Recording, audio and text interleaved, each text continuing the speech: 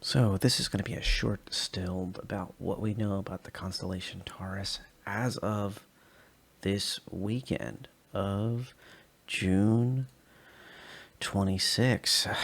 Coming into this weekend, I thought from ISC and Star Citizen Live, and right into the edges of 3.14 patch, hitting PTU very very soon, already being tested in Evo per rumors.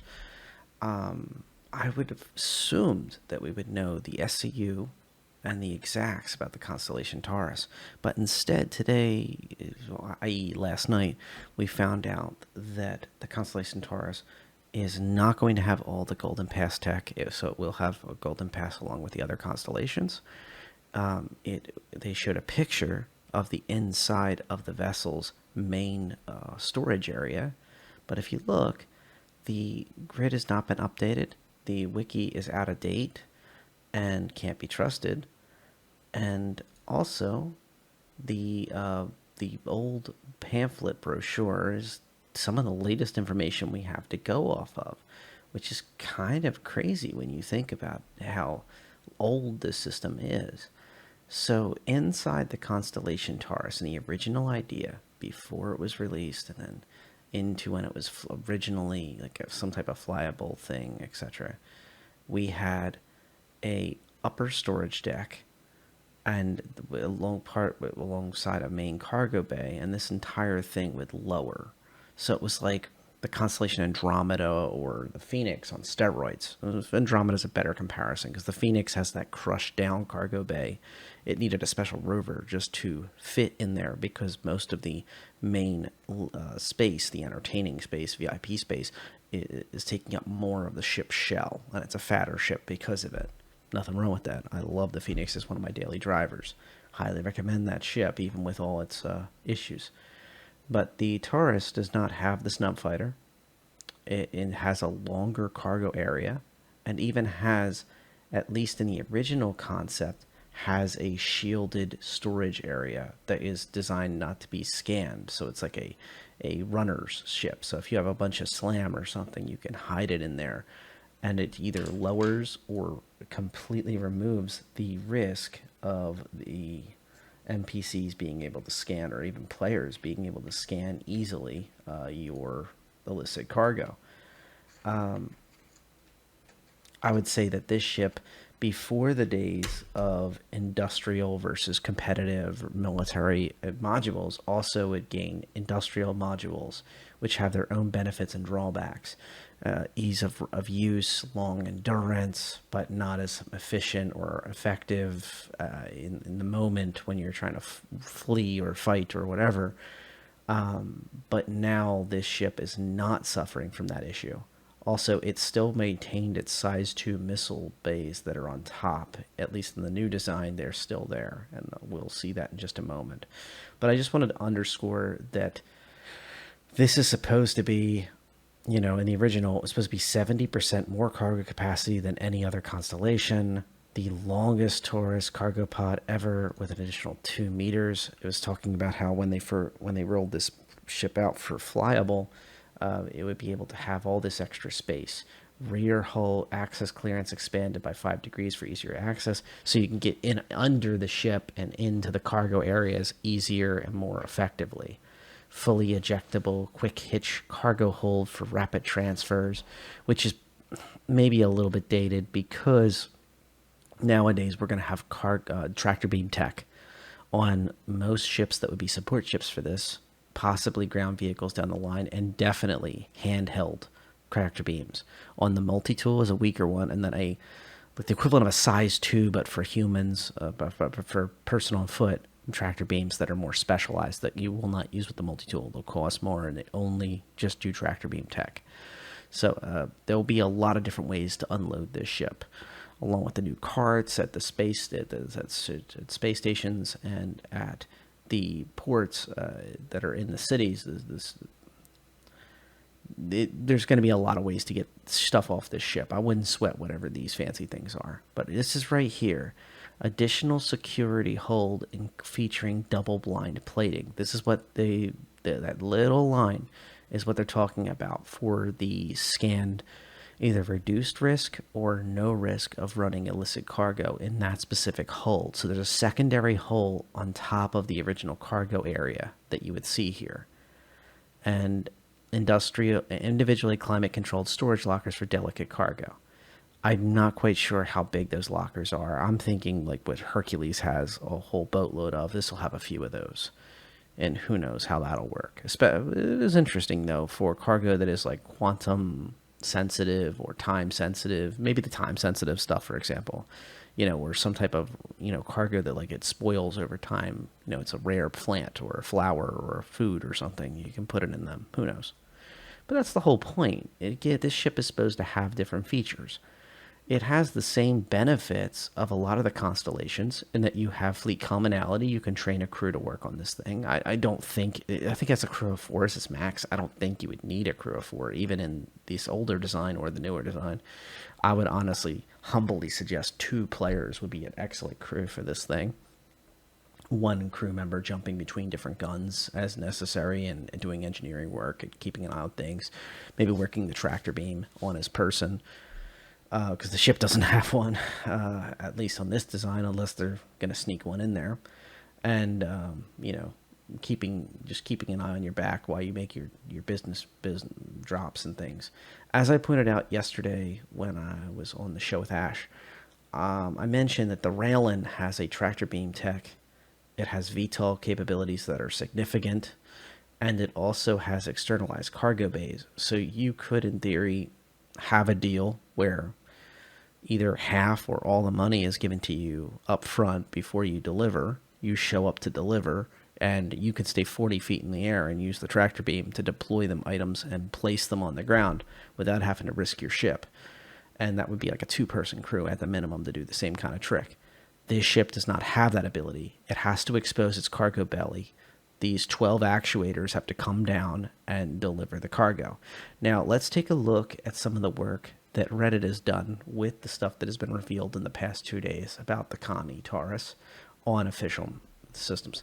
So this is user Mighty Link. Mighty Link, thank you for your hard work on figuring this out. He took some screenshots of the video that we saw for the work in progress, which wasn't much longer than what you're already seeing. It was seconds. But this is what he came up with. So he did some interesting math to figure out if each one of these is 1 SCU, how many rows would you have? Note the size 2 missiles that are keeping the height of the cargo belt in the main bay at a specific height. And it's kind of baffling that they didn't use the 2 center rows for more SCUs. But that might be a weight issue. You see, just because you can fit something doesn't mean that it doesn't weigh something. It's possible the ship is past its weight capacity if you started stacking above this, or just for balance reasons, which is more likely. But anyway, he did the math on this, and what he came up with was 168 SCU for all these different cargo areas. Based on the old system, the new system, he came up with 168 SCU. But do remember, this is in the main cargo bay that Mighty Link did the math on. If there's a secondary double blind plated cargo bay that we have in this unit, that's going to be an interesting side note to talk about. Do remember, though, the Phoenix was supposed to also have, I think, the double blind plating design and this and that, and it lost it. So it is what it is. But this is supposed to be a vessel that is meant to be cargo specific. The Taurus is meant to be the king of cargo, and it's supposed to have more, at least in the original, was bragging it had 70% more cargo capacity than the Constellation. Now, something Ash brought up in our co-hosted discussion of the final Inside Star Citizen for this quarter. She mentioned that it's possible and plausible that the Taurus would have that longer belly bay, could possibly fit 2 Ursa rovers or an Ursa rover and another vehicle, for example. And that would give it a significant draw to it. Because right now the Andromeda, for example, which is one that a lot of people turn to, or the Aquila, both of these have a smaller bay. Because of the snub fighter and because of the way the cargo bay is configured, you have to choose either carrying a single vehicle or carrying a reasonable amount of cargo. And the bay drop is like half of what this is. This bay is nearly double the length of a traditional bay, give or take. So it is plausible that this entire belly could be switched over, or half and half, which was even more exciting. It would be really cool to see you'd be able to do things like that for player outposts that are coming online pretty soon. Being able to have half a bay of cargo and then the other half be able to not be cargo. And this is an example in the brochure, this is what I was looking for just a minute ago, showing you multi-purpose cargo bay.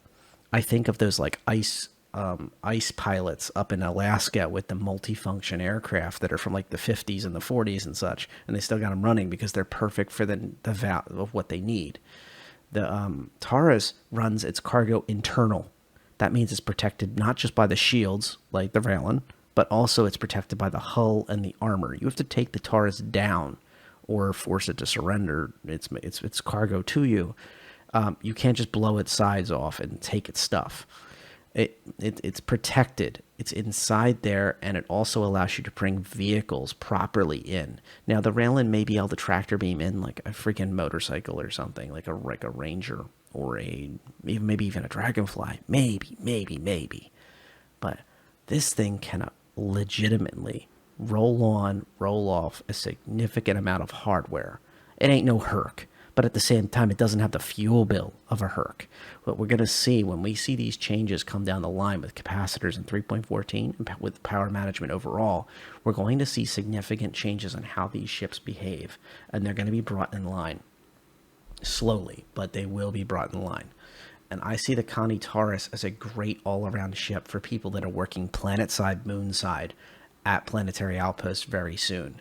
Being able to roll in with, let's say, multiple, this is an old picture, just keep that in mind, but multiple ROCs, deliver them, or an Ursa rover and a couple ROCs, deliver them, they get the goods, and then the goods are transported back out on a Connie Taurus, so it doesn't have to leave empty with a bunch of Hadanite and other fun stuff or whatever they're mining, and leave the vehicles there and constantly move more goods in, maybe new modules for the outpost, fuel for the outpost, ammunition, mining bits, whatever you need for you and your org mates to make your moves.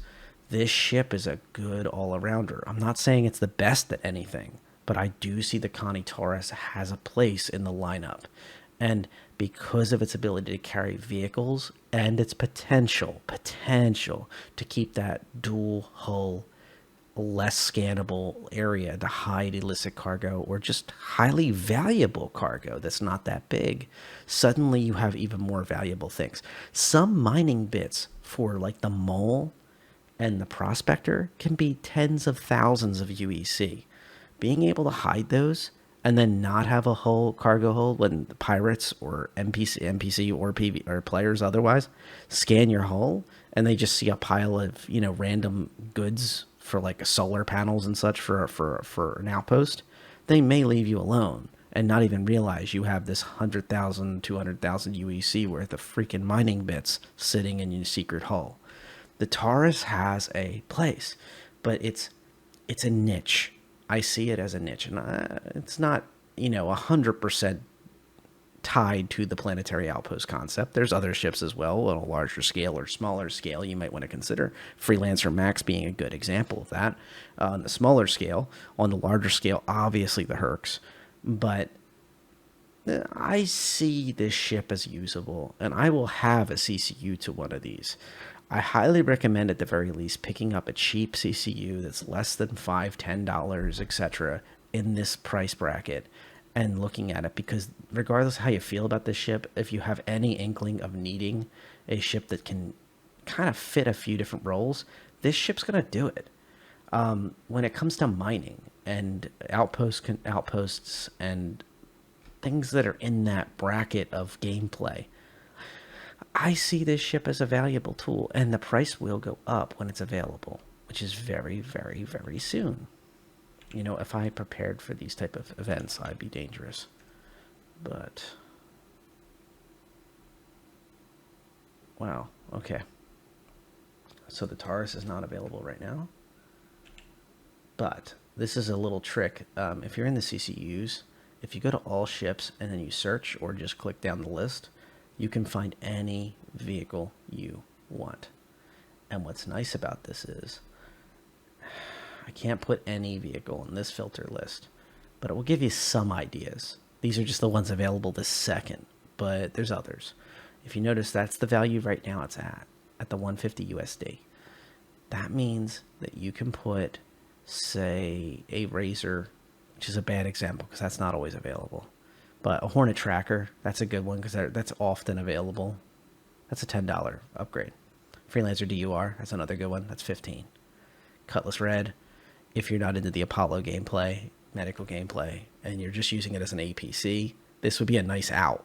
Carry the Cutlass Red until the Taurus is in game, evaluate the Taurus, and then make the move, or sit on it until the Cutlass Red no longer can respawn players, because the Apollo will take that job. The minute the Apollo's in the game, the Cutlass Red will lose the ability to respawn players, and it'll go to like the equivalent of an ambulance that can just sustain players until they get to somewhere they can probably health treated. Translation, it's a poor APC at that point. If that happens, when that happens, then you can roll your CCU over to a Taurus, a much more useful ship, and this ship will go up in value. I've heard estimates of around 180 to 190, which is a fair estimate for this type of ship. So let's take a look at the full list, because there's a few others that I know are in this bracket, but the game's just kind of busted my gut right now, to say the least. You can't CCU to a vehicle to a vessel that's smaller, yeah, or the same. So another good example would be the ballistas. Ignore like the fancy names. Just the regular ballista would be a nice one. The Nova is another example. This is something fun for right now, but that Taurus is going to be fun later, especially when it goes up in value. You can even just use it as a stepping stone if that's your prerogative.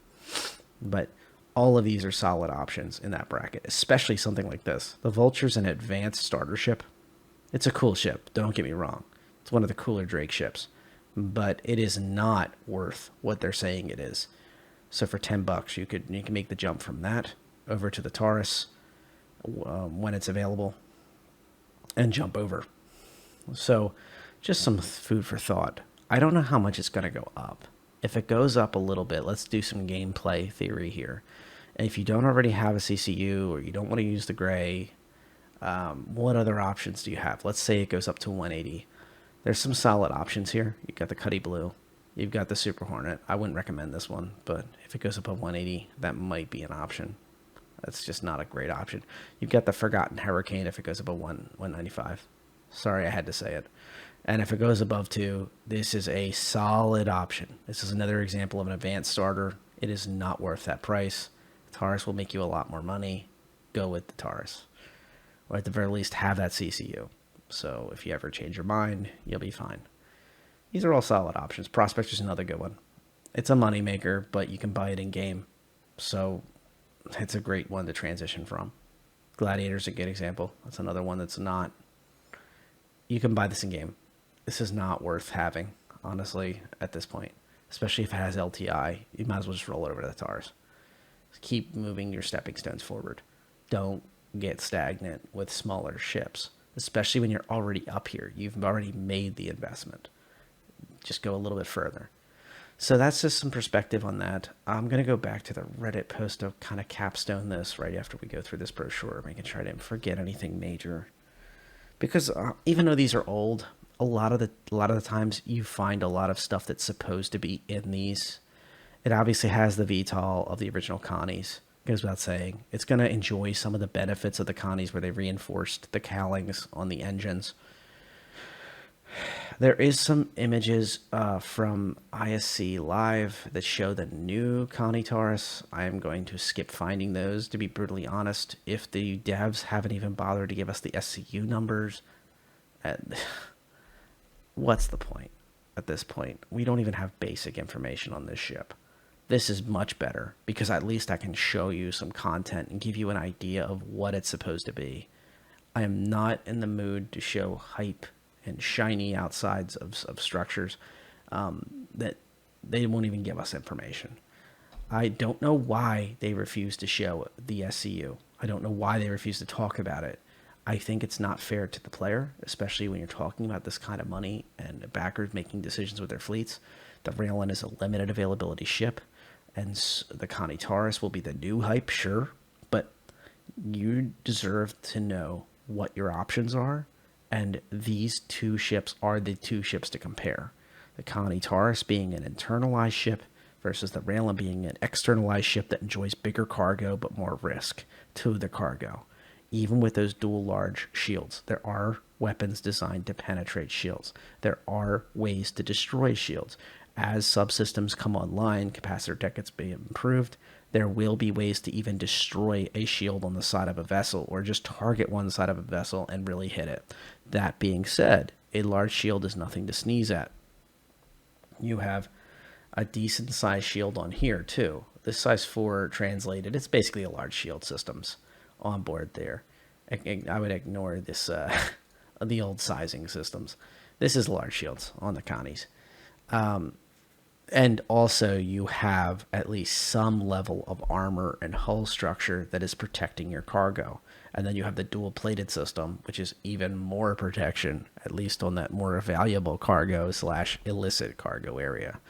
So unless they change this drastically, and by the way, this is the old freight system before they came up with SCUs and standardized everything, which was a good improvement. I'm glad to see they changed the SCU system. But anyway, unless they drastically change things, I feel that the Taurus is a great option for people that are working planet side, unless you don't trust your friends. If you're working in a place where like you're constantly making deliveries and you really don't want to have to land constantly and expose the inside of your ship to the people that you're working with, then consider the Raylan. Also, the maneuverability of the Raylan is really good, but so is the Taurus. The Taurus will work well in Atmo. These areas here, these huge doors open up to show fans. And then these entire systems on board, there's huge thrusters on board the ship. I was just admiring on the Connie Phoenix tonight when we were shooting a couple scenes at Divisions. The size of the thrusters on these ships are insane, and the fan systems. And the way it lands is just beautifully done. It will change drastically in 3.14. Before you consider a Taurus, if you're going that direction, unlike the Raylan, you can actually get on either your own or a friend's constellation of another kind, and you'll get a very close proximity idea of what it'll be like on the Taurus. Load that puppy up with a cargo, such as an Ursa rover or fully SCU with cargo, even better. And that'll give you that close proximity to what a Taurus will feel like when it's fully loaded up with cargo, to a certain extent. Obviously, it carries more, but it's going to be close. And if you're happy with that, and you're happy with the amount you're getting, you'll be even happier with the Taurus. But if you're not, the Raylan may also be something worth investing in at that higher price point, which is not that much more. Actually, when this thing goes to the flyable properly, it's going to have a bump. But we'll see. We'll see how big that bump is. So, are you excited about the Taurus? Are you excited about the Raylan? Do you feel that you made the right decision about the Raylan? Put some comments down below, or feel free to combo me on Discord. You guys know the usual ways I do things. I love discussing these things. I love suggesting things, and I'll gladly give fleet advice. And if I can't give you a fleet advice about your type of playstyle, I'll refer you to people who will. If you're up for that, I'll give you a heads up and kind of link you up with a few good people in the community to kind of talk with. I've already done that once for somebody who's just extremely focused on a very specific method of pirate fighting, like very distance fight. And I'm glad I was able to hook him up with a lot of players that like to do skirmishing, and they have more experience with heavy fighters doing long-range skirmishes, like kind of the term would be boom and zoom type fighting. So that was actually quite cool. And yeah, like, comment, subscribe. It greatly, greatly, greatly helps the channel. Thanks, and hope you all have a good weekend.